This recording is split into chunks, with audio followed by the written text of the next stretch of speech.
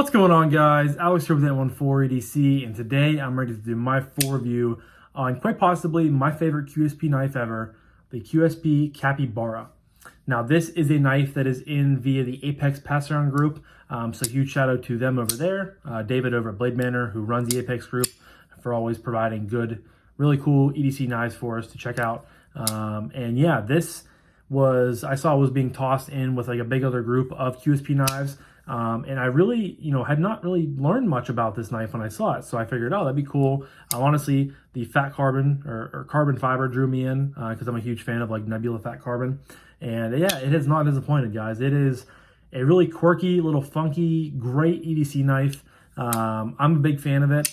Not a big fan of the price tag, which we'll touch on that later in the video. But I'm going to miss this knife quite a bit. I have carried it, fidgeted with it quite a bit, and it's just a good knife. It really is. Kind of took me by surprise, kind of one of those knives that every once in a while come out of the woodwork, come out of nowhere, and you're like, man, it's a cool knife, I want to check it out. And when you do, it's just, you love it. Really everything about this knife I'm a huge fan of. Couple small nitpicks, but we'll touch on those, and overall I think this is going to score pretty dang well. So getting right into materials. There are 4 different versions of this knife. So right here I have the, it's just called red, white, and blue carbon fiber. I will leave a link to this knife down below in the description to White Mountain Knives. They currently have all 4 available, which is nice because you can use it to get money off with the code like Lefty10. Excuse me, let me take a little beverage drink here. I think I've talked about these in the videos before, but these fruit or fruits or whatever you want to call them, flavored water from Aldi. Come in like a 24 pack. You get raspberry, peach, grape, and strawberry. They are so good. I take like 2 or 3 of them to work with me every day. Zero sugar, all that, and it's really good water. Yeah, but this version is the red, white, and blue carbon fiber, and it comes with a satin blade. And then there is also the same version with a bead blast blade, and then there is a blue and white carbon fiber version with both a satin and a bead blast blade. So 4 different versions of this knife. But yeah, M390 blade, hollow grind, really, really nice hollow grind. I would call this, this is an interesting blade shape. It doesn't have, what it's called on White Mountain Knives. I definitely see some sheep's foot vibes there, so I'm going to go with that. But just kind of a mixture between a sheep's foot, a drop point, a spear point, kind of all those put together. But it's definitely, unique, I think, for the knife. But a really nice hollow grind. You have a choil right there. Of course, you have a frame lock, a milled titanium pod clip. You have thumb discs instead of thumb studs, which is made of the carbon fiber. You have pivot collars, which is made of the carbon fiber. QSP logo right there. You have milling and scalloping, the whole way along the back on both sides. And then you also have the carbon fiber as little inlays on both sides going back as well as a backspacer, which looks really cool, feels kind of cool. You also have a loop there for a pivot. Now for internal milling, there is no internal milling. Some quick stats for you. So overall length of the Capybara is 7.375 inches, closed length of 4.375 inches, blade length of 3 inches. Cutting edge is going to be a little bit shorter than that because, of course, you do have the choil right there. Blade thickness of 0.146 inches. Of course, it's M390. Frame lock, and it comes in at, this is a stainless steel pot clip. That's kind of weird. I don't know if that's 100% correct on White Mountain Knives website, but apparently this is a stainless steel pot clip. I can't really imagine them putting a stainless steel pot clip on a knife that is quite pricey from QSP, so that might be wrong on White Mountain's part. But the weight is coming in at 4.55 ounces, and yeah, I really don't know if that's right either. While I'm on here, I'm going to check out QSP's website and see if I can find different stats. I wouldn't think that would weigh that much, and I also I can't believe that the pot clip is stainless steel. So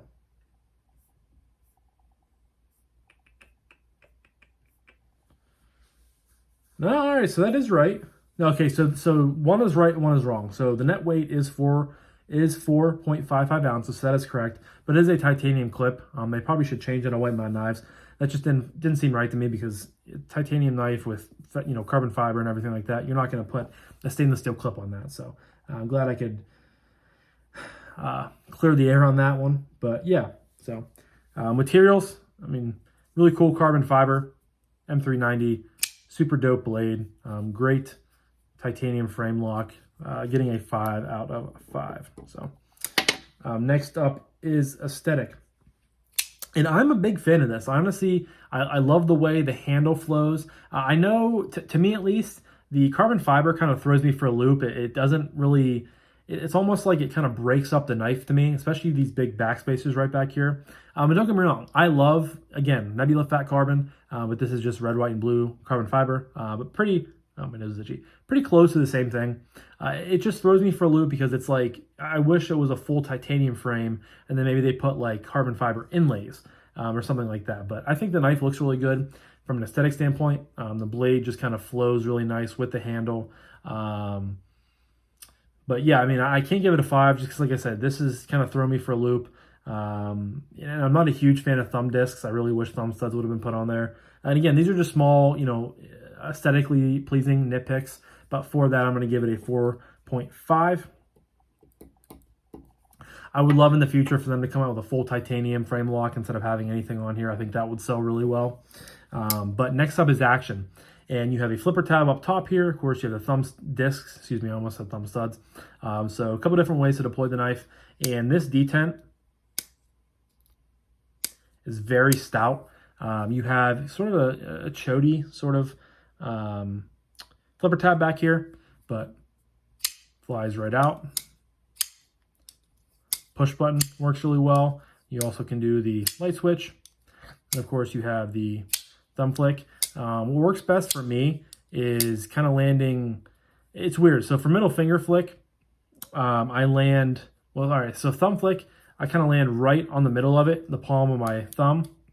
But you see, guys, if you have any weight on the, or pressure, excuse me, on the lock bar, it won't pop out. So that's typically how I land, is right here on the pad of it. But I have to drop down and put my thumb basically underneath it, and then it pops out of there. You know, thumb flick, I don't really do too much with this knife. I'm typically middle finger flicking it, or I'm, you know, using the flipper tab quite a bit.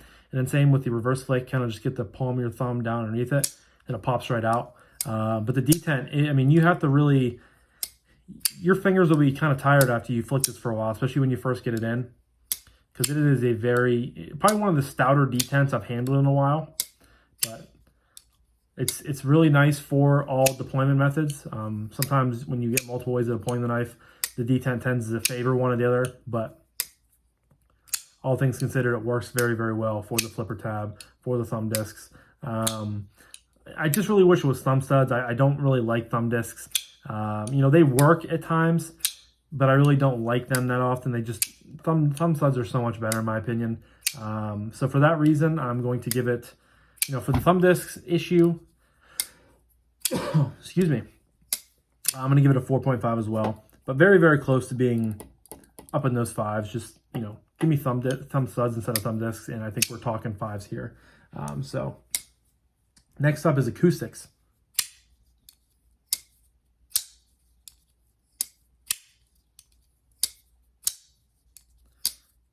Very, very good. I mean, you get some snappy thwacks coming out of there. Very, very close to some high pitchedness. I mean, that just sounds so satisfying. Again, so close to a 5, but I think a 4.5 is very fair, and a 5 would, you know, it would get a 5 if it had the high pitched tings, but that snap is really just, really is nice in my opinion. And there on this side, you get some deeper sounding snaps and thwacks. So 4.5 is what it's going to get on the acoustics.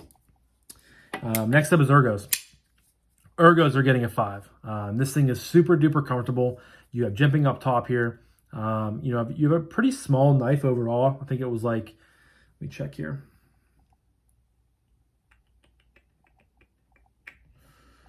Overall length, you know, under 7.5 inches, closed length, or excuse me, yeah, closed length, about 4.5 inches. So it's a pretty small knife, but you can get all 4 fingers on here very easily. You have a little bit sticking out of the back there of the handle. You have a really nice natural restriction point right here with the flipper tab. You have an indentation there for your finger, indentation there for the rest of your fingers, and they, follow suit very nicely. Thumb lands up top right here. You can choke a little bit down like this, or you can choke up, or you can push it up even further, kind of up into this little bit of a poon area almost, for comfortability if you're doing push cuts. But of course, you can use this choil. Middle finger goes here. Excuse me, pointer finger goes here, middle finger goes here, rest of your fingers follow suit. Thumb lands right there on the jipping, or you can get up pretty dang close to the edge of the knife for push cuts through cardboard. Gets you that extra stability, extra strength through those maybe double wall cardboard boxes, things of that nature that have a little bit more, toughness to them as you're pushing through them.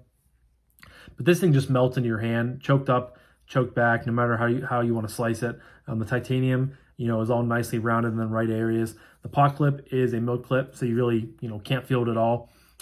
Choked back.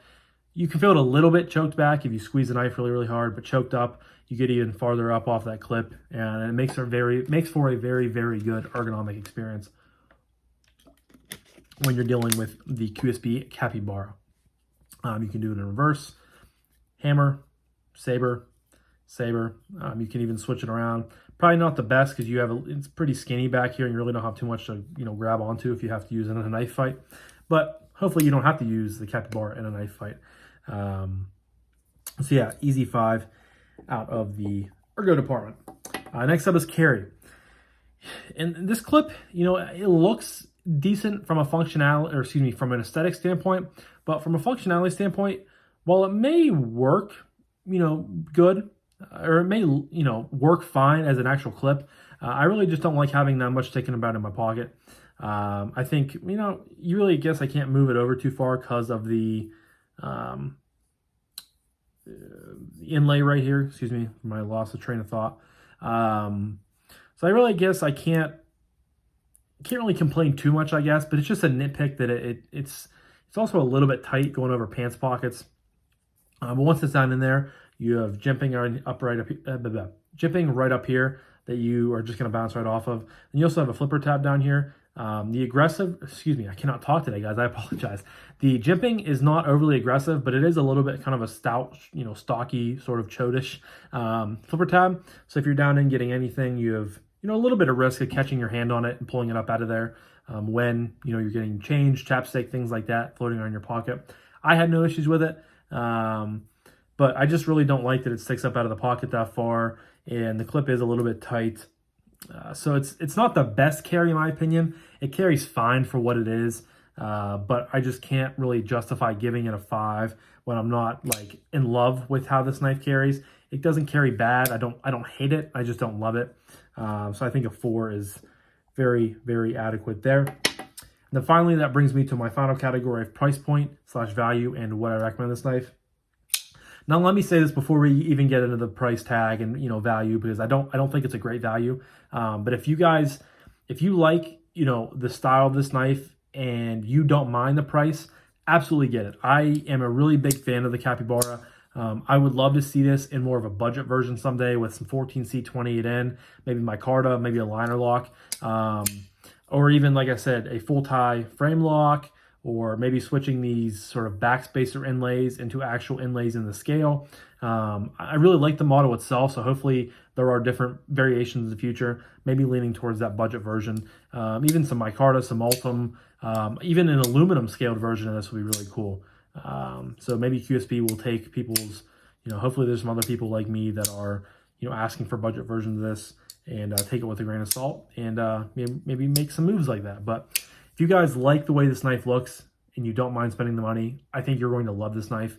Everything that I talked about that I really didn't like wasn't really that big of a deal. I mean, a pot clip is not the end of the world. The D10 is super snappy. Thumb discs aren't the end of the world. I gave aesthetic a 4.5 just because, this kind of trips me up and is honestly maybe a little bit too much at times. But those are just small, not huge make or break deals when it comes to knives like this. In this, when you have really good things like the knife has with detent, action, ergos, it really shines through on that. So I can absolutely recommend it there. I think this might be my favorite QSP knife that I've handled in quite a while, if not ever. It's just really, really good. And again, it kind of came out of the woodwork, and it kind of surprised me. Or it didn't kind of surprise me. It definitely surprised me. Now you guys are all probably wondering price point. So it is currently on stock for $362 on White Mountain Knives. The other version with like a stonewash bead blast blade is $320. That's the one I might get, or I would get maybe, just because it's a little bit cheaper. Especially if you use someone's code, you can get it for under $300, which is really nice. It's a little bit, more of a worker finish, so it's more, accustomed to dings and scratches and things like that. So $362. I was very shocked when I got on the website and I wanted to check out how much this was, because honestly, for a slight second, I was like, man, I really like this. I kind of want to buy one. Then I saw the price and I was like, nah, I'll be waiting for one of those for quite a while, if ever. But yeah, so definitely not a great value. Do I get it? Yeah, I mean, it's M390. It's a titanium frame lock. It's, I guess Nebula esque carbon fiber. So, I mean, it's a great build quality. I mean, QSP has always knocked it out of the park with the build quality. Great fit and finish, great materials, great ergos, decent carry. Depends on who you are and what pot clips you like. So, I mean, I get the price. I just was kind of shocked from QSP to have it, be that high. So definitely, I don't think a great value. I think, you can get other carbon fiber frame lock knives for, sub $300, even around $300. So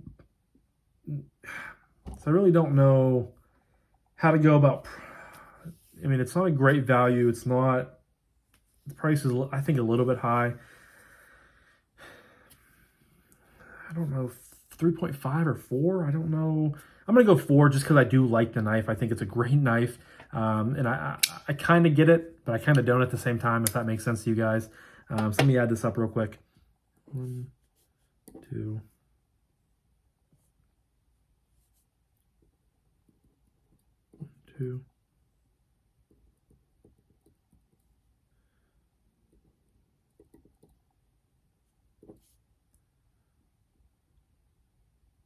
All right, well, hold on. My math isn't mathing here real quick. So 1, 2.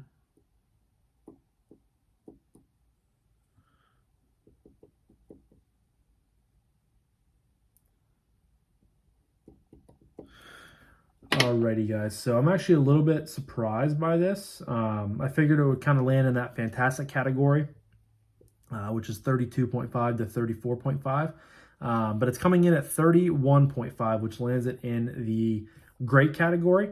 It's right in there with the ATK Halt, the CMB TMB, the Vosti Mini Nightshade. So I think that, I guess it's fair. There's just some small nitpicks in there that I wanted to, kind of touch on. And, the fact that it's on a super big, good value kind of takes the knife down a little bit for a person like me. But nonetheless, I still love the knife as itself, enough to even overcome those shortcomings. And hopefully, again, someday they make a budget version out of this, because I will definitely add one of those to my lineup, because just a quirky knife, but I really like it. So, yeah, that was my full review on the QSP Knives Capybara. Huge shout out to the Apex group for loaning this into me. Huge shout out to you guys for always being supportive. Drop a comment down below. Have you guys heard of the Capybara before, or were you like me and you're kind of like, oh, it's the first time I've ever seen that knife, and it's kind of drawing your interest? But drop a comment. I would love to hear what you guys have to say. Or maybe even some of you guys have one of these knives. Who knows? But I'm going to wrap this up now. So thank you guys again so much for watching. I greatly appreciate each and every single one of you guys. I hope you have a fantastic rest of your morning, evening, day, night, whenever you guys are watching this. And I'll talk to you guys in the next one. Peace.